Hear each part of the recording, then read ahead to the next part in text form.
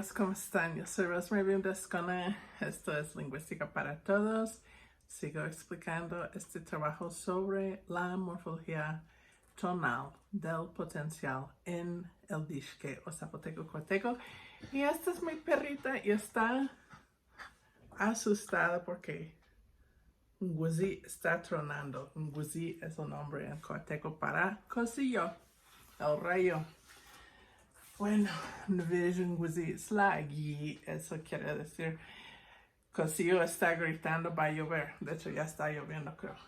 En los últimos videos expliqué que tengo la hipótesis de que cuando en algún ancestro del zapoteco cuateco, el tono alto flotante que marcaba el potencial, cuando ese tono alto flotante se enclava en la sílaba pretónica, es lo que causó el lap step que vemos el día de hoy.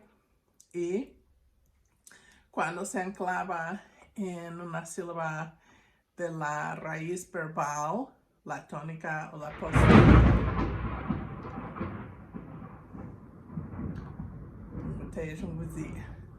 cuando se enclava en la sílaba tónica o en la postónica, es la razón que vemos hablaut el día de hoy. En la tabla 6 que vimos en el video para la primera parte de 4, en la tabla 6 donde mostré todos los patrones, demostré que en cuateco de hoy, cuando hay verbos transitivos de la clase A con tema de consonante inicial, siempre tenemos upstep en el cuateco.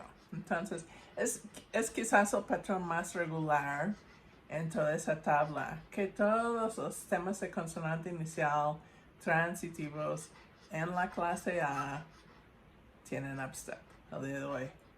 Ahora, en la clase A, si buscas en la reconstrucción de Kaufman, todos los verbos que él reconstruye como pertenecientes a la clase A, con una sola excepción, que es el verbo venir, todos los demás verbos que él reconstruye en la clase A empiezan con una O, y es la O del prefijo causativo. Si se acuerdan, si es que vieron los primeros videos sobre este trabajo, Kaufman reconstruye el prefijo que yo llamaría irrealis, él llamaba potencial, para la clase A como key.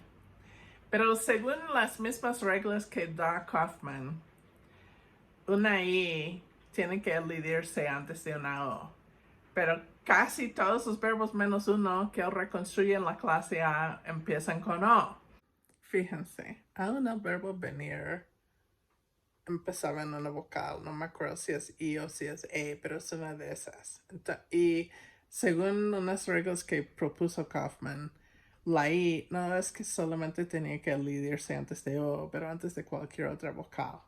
Entonces, no tiene caso reconstruir ki como el alomorfo de ese prefijo de la clase A, si todos los verbos que reconstruyes en la clase A empiezan en vocal y la I tiene que elidirse.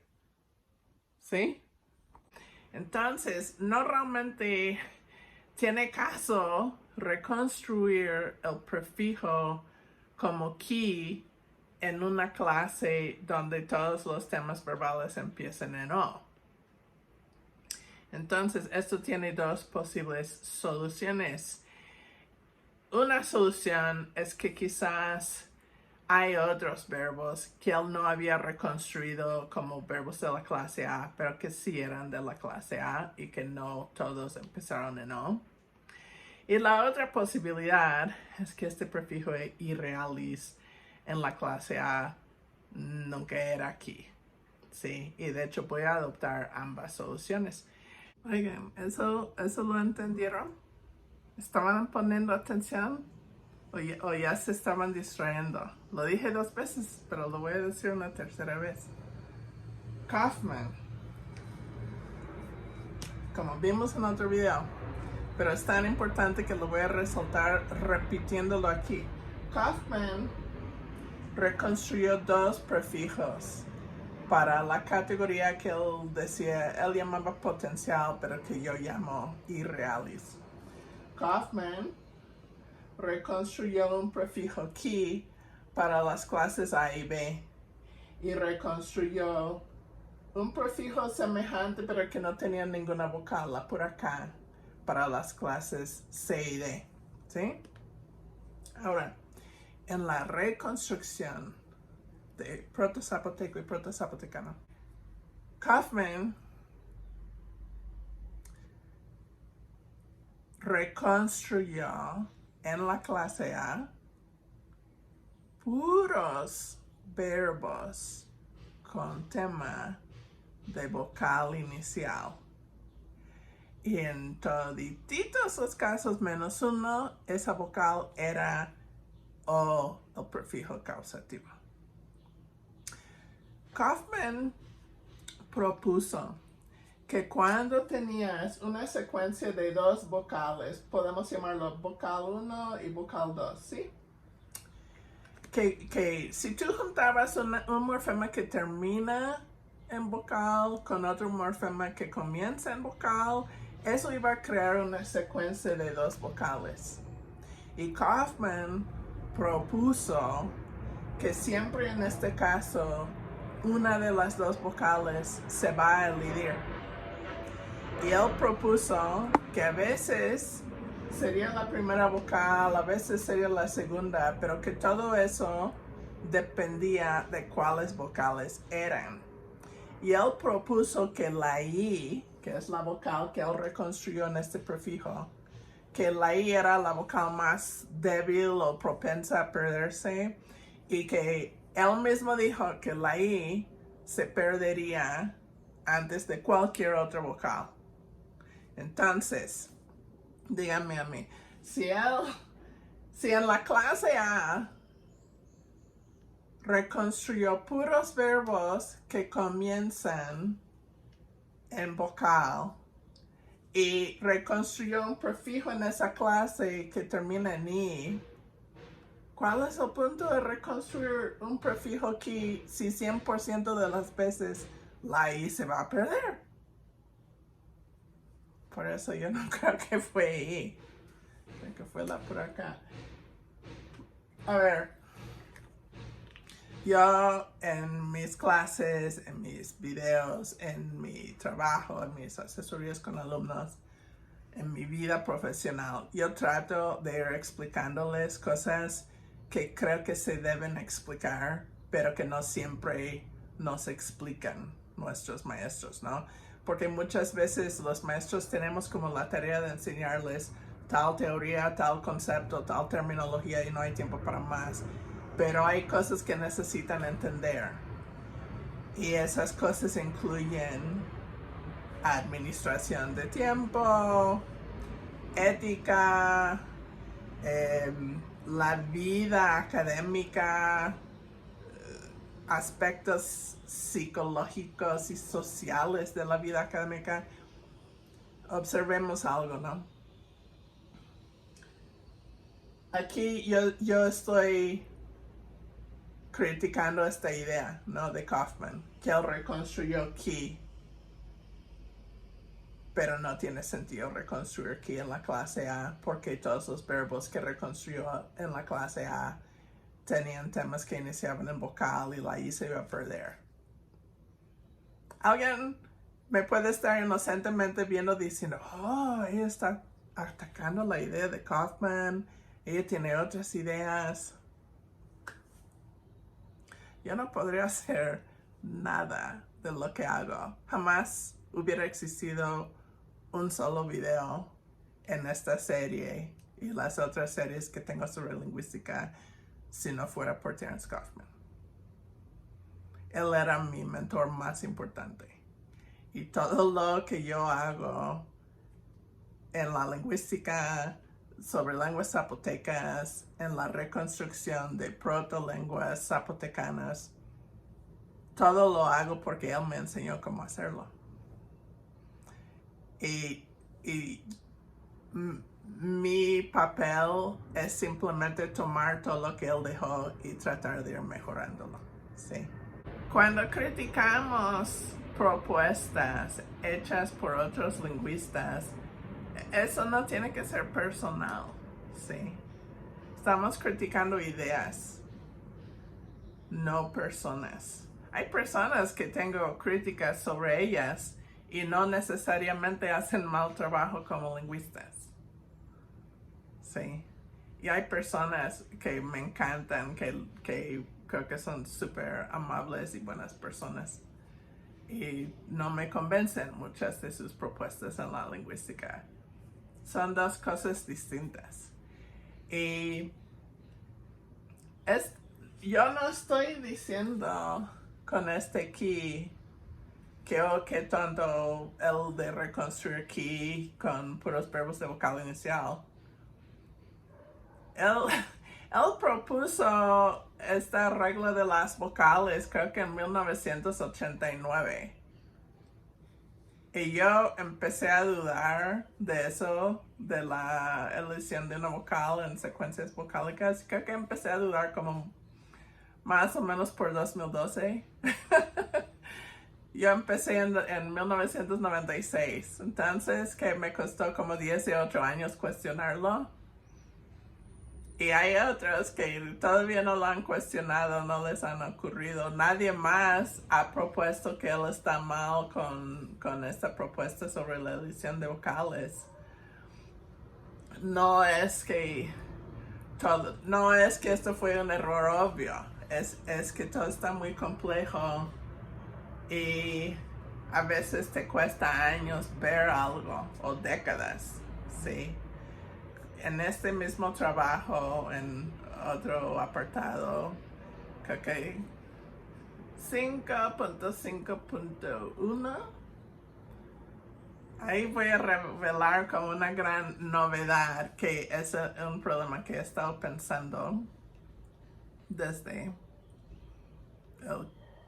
1996, 26 años, y apenas este año lo resolví. ¿Sí? Ok, para que sepan. Por ahora, ¿por qué no decir simplemente que por lo menos en la pronunciación fonética superficial, únicamente era la consonante K la que marcaba irrealis en verbos de la clase A? ¿Sí? Ahora, yo les voy a ilustrar un caso de uno de estos verbos. Estos verbos transitivos el tema empezó con O de causativo.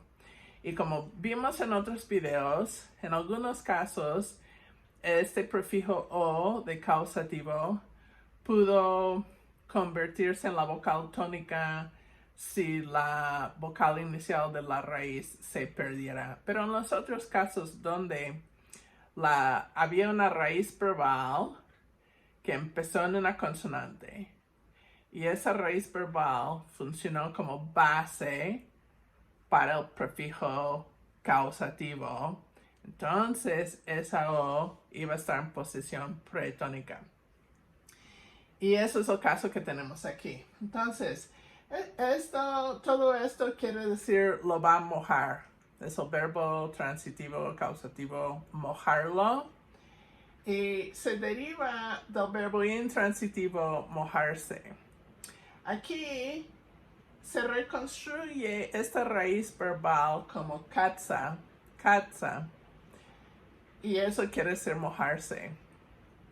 Pero si agregamos este prefijo O, que es causativo, entonces derivamos un nuevo verbo cuyo tema verbal es okatsa.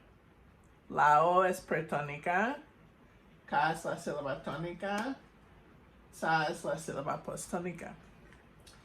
Y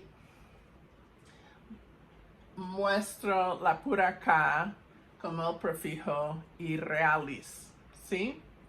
Entonces, el prefijo irrealis, que es K, y el prefijo causativo que es O, juntos, aunque son dos diferentes morfemas, forman una sola sílaba, co. Ahora, aquí no estoy mostrando exactamente la versión subyacente, ya estoy mostrando que este tono, puse de nuevo en inglés, ¿verdad? Con H's y L's. Pero esto es español, debe ser alto y bajo. Aquí estoy mostrando que el tono de potencial, el tono alto flotante de potencial ya se ha anclado en esta sílaba co. Y aquí sí estoy poniendo toda la representación, la A minúscula en la grada de registro, la A mayúscula en la grada tonal, ¿sí? Y que se unen en esta raíz tonal. Todo eso es la marcación de potencial en esta lengua antigua. Ahora, si la sílaba tónica tenía un tono bajo subyacente y la sílaba pretónica tenía un tono alto, y el tono alto en esta época estaba en el registro alto y el tono bajo estaba en el registro bajo. Propongo que, semejante a lo que vimos en la lengua de Petapa del día de hoy, creo que había un proceso fonético. Y es este registro alto de la sílaba pretónica pudo propagarse a la sílaba tónica. Eso causó que el registro bajo se desasociara y terminamos entonces con un tono bajo, pero en el registro alto. No puse ningún tono en la sílaba postónica porque yo estoy suponiendo que subyacentemente no tenía un tono, pero probablemente lo que pasaba es que el tono de la sílaba tónica se propagaba a la postónica, si les interesa, pero no es el punto principal aquí.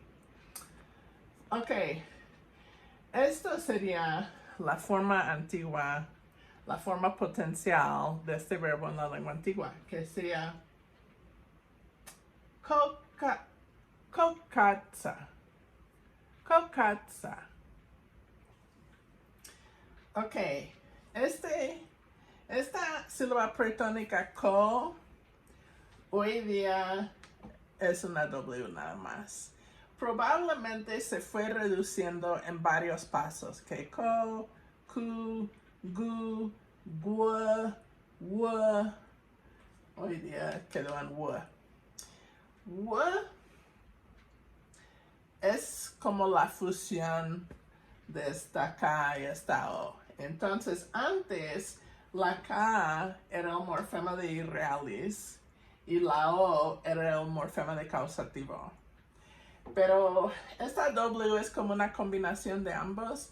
Entonces es un morfema irrealis causativo en combinación. Eso lo llamamos un morfema portmanteau. No sé si hay otro nombre en español, eso es lo que lo llamamos en inglés. Portmanteau viene de una palabra francesa que es como un pechero donde cuelgas tu abrigo. Quise ser perchero, me confundí entre esas dos palabras, un perchero.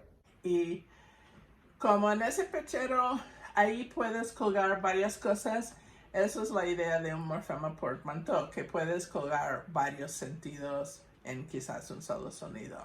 Este W representa el irrealis, el sentido irrealis, pero también el sentido de causativo.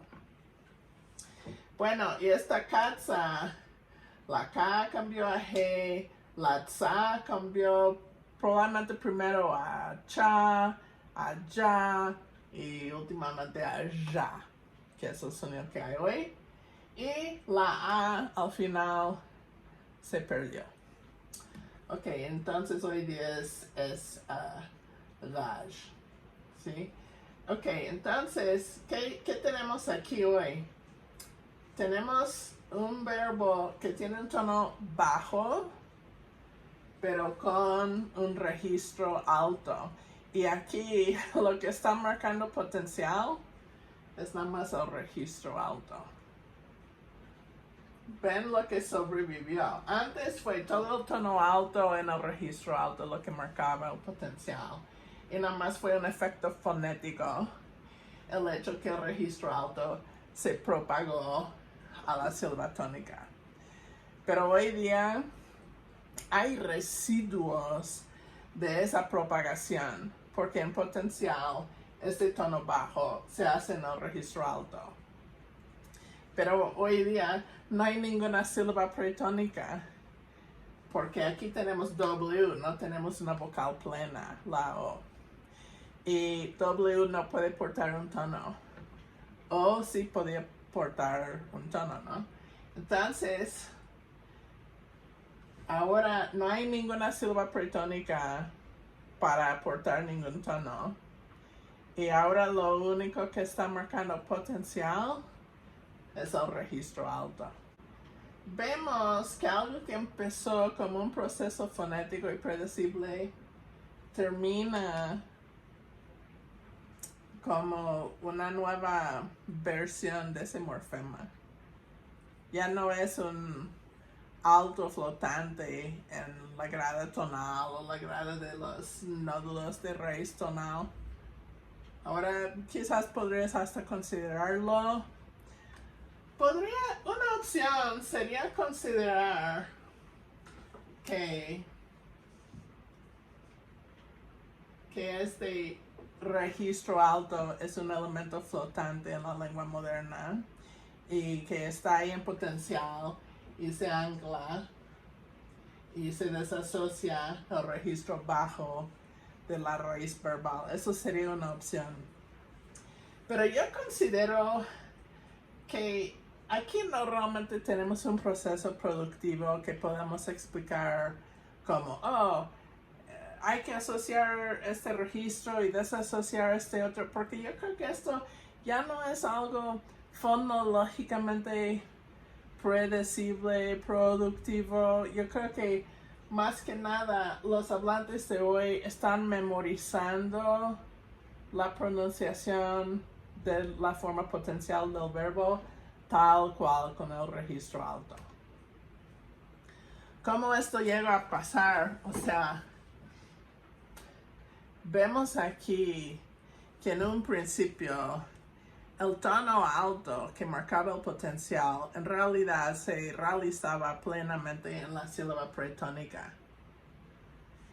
Y una ligera elevación en F0 en la sílaba tónica era un efecto secundario, era un efecto fonético que fue natural que justo después de pronunciar un tono alto en la sílaba pretónica, que cuando ibas a pronunciar el tono bajo de la sílaba tónica, lo ibas a pronunciar como un poquito más alto que normal. Eso fue predecible. Pero les dije, ¿no? Que Ko gradualmente fue cambiando a W, pero no es que fue directamente de Ko a W, fue como Ko, Ku, Gu, Gua, Wa, etc., ¿no? Entonces, tiene que haber existido alguna generación de hablantes del Cuateco o su ancestro pre-Cuateco, si quieren llamarlo así. Tiene que haber existido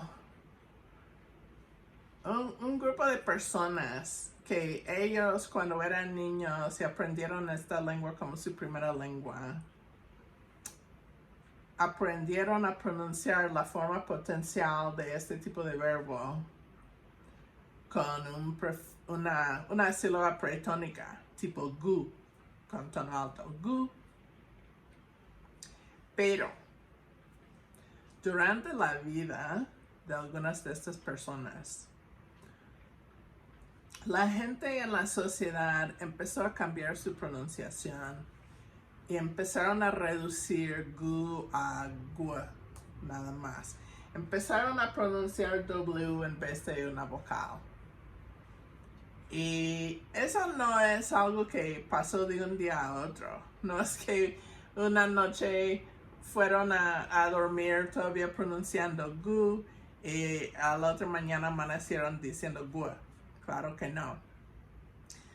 Eso también habrá tenido como un periodo de ajuste, donde ciertas personas empezaron a variar y a veces decir gu, a veces decir gu, y como variarlos libremente. A veces pronunciar la U plena, a veces pronunciar la W. Y si esas personas fueron influyentes, otras personas empezaron también a hacer lo mismo. Y de persona a persona, esta nueva tendencia se fue difundiendo por toda la sociedad de hablantes de Dishke.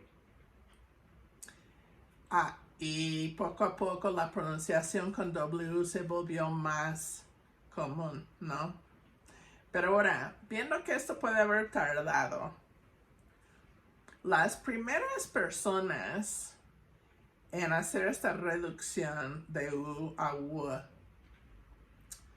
como ellos estaban acostumbrados a pronunciar gu con alto y la siguiente sílaba ga con bajo pero elevado, gu ga como no tan bajo como otras formas del verbo, ¿no? Como estaban acostumbrados a pronunciar esta sílaba tónica un poco elevado por influencia del tono alto en la sílaba pretónica, quizás hasta pronunciaron la sílaba tónica con F0 un poco elevada, aún en las veces que no pronunciaron una U plena, sino W. ¿Por qué? Porque mentalmente tenían la vocal ahí con su tono alto, aun cuando no la pronunciaron, ¿no? Ustedes seguramente a veces hablan rápido, a veces no pronuncian todititas las consonantes y vocales, ¿correcto? Todos lo hacemos.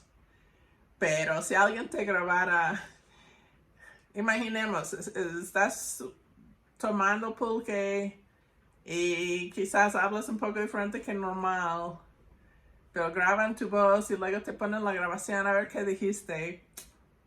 Sabrás qué dijiste, ¿no? Y es posible pronunciar estas palabras con más cuidado. Y ahora se va a revelar que sí, tu intención fue esta consonante, esta vocal, esta consonante, esta vocal, aunque pronunciaste quién sabe qué, ¿no?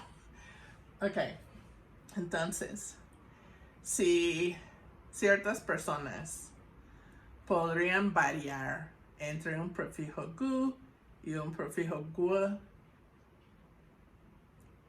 pero todavía hacían la vocal tónica con F0 elevada.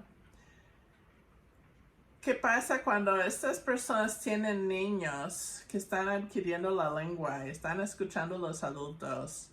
¿Y qué tal si las primeras veces ellos escuchan adultos con la pronunciación gu, pero con F0 elevada?